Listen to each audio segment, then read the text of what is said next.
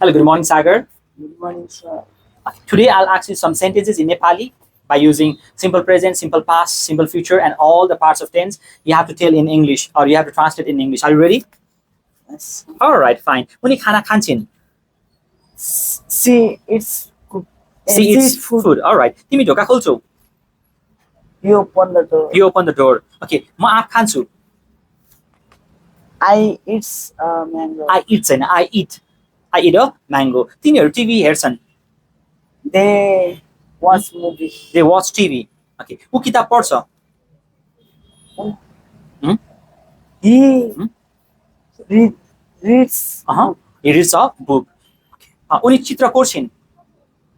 She draw a picture. Or 5. She draws a picture. Okay.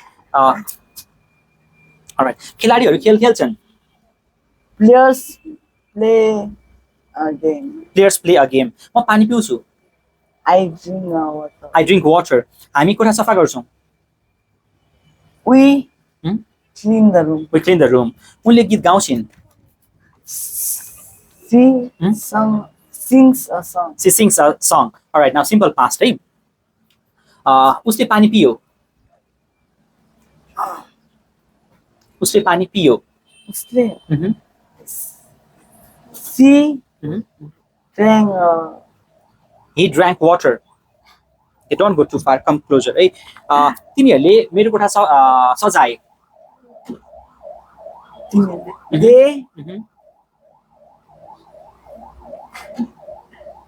They decorated my room. Decorated. Repeat again. They decorated my room. Decorated. उनले एउटा प्रश्न सोधिन्. उनले. She asks. Asks me question. She asked a question. She asked a question. दिदीले खाना पकाइन्. Sister cooked food. Sister cooked food. Okay. म नेपाली भाषा बोल्नेछु. I speak English. I will speak Nepali. I'll speak Nepali. म नेपाली भाषा बोल्नेछु. शिक्षकले मलाई अंग्रेजी सिकाउने छन्. Teacher teach me. Teacher will सिकाउने छन्. Teacher will teach me English. Okay. हामी किताब पढ्ने छौं.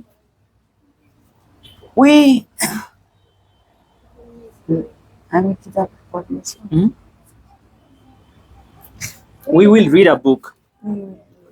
Okay. साथीहरू मसँग भेट्ने छन्. Friends meet me. Friends will meet me. भेट्ने छन्. Will meet me. विद्यार्थीहरू बेन्चमा बस्ने छन्.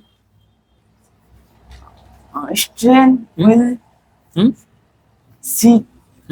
Students will sit on a bench. ऊ खाना पकाउँदैछ. He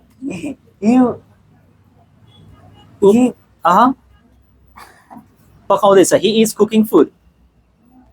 म पोखरा जाँदैछु.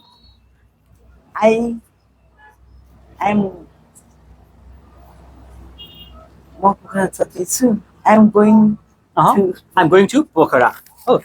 उनीहरू दुध पिउँदैछन्. They are drink milk. They are drinking milk. केटाहरू झगडा गर्दै थिए. The boys fight. The boys were fighting. गर्दै थिए.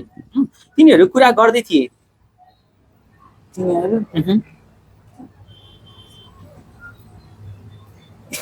They were talking. म खाना पकाउँदै थिएँ. I पकाउँदै थिएँ. I was cooking food. उसले किताब पढेको छ.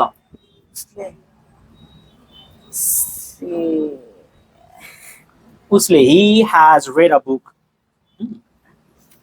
निरजले होमवर्क लेखेको छ.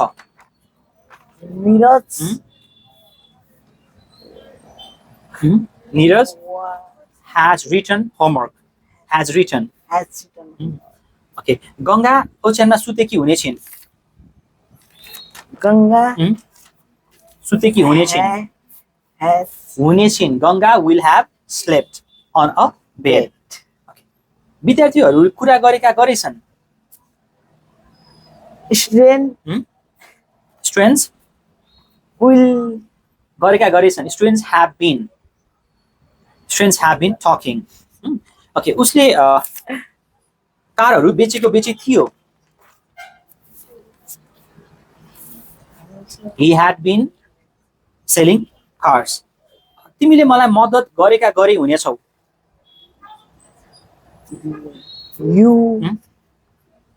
you You will have been helping me. you will have been helping me. Read well. Okay, round of applause for him.